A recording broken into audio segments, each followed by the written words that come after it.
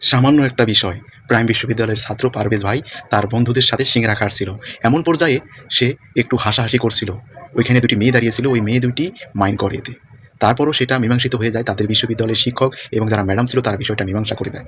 তারপরও ওই মেয়ে দুটি কী করে, তাদের চাপড়া বয়ফ্রেন্ডদেরকে ডেকে পারভেজকে মারধর করে এবং কি অনেক কিছু করে। তো আপনারা শুনুন কী করে, বিস্তারিত তাদের মুখ থেকেই শুনুন।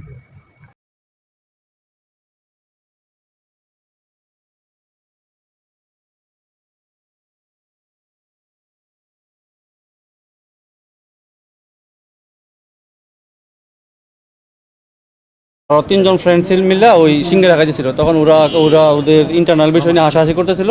তখন পাশে 2টা মেয়ে ছিল, 2টা মেয়ে নাকি বলছিল যে ওদেরকে নাকি ইফটিজিং করছে।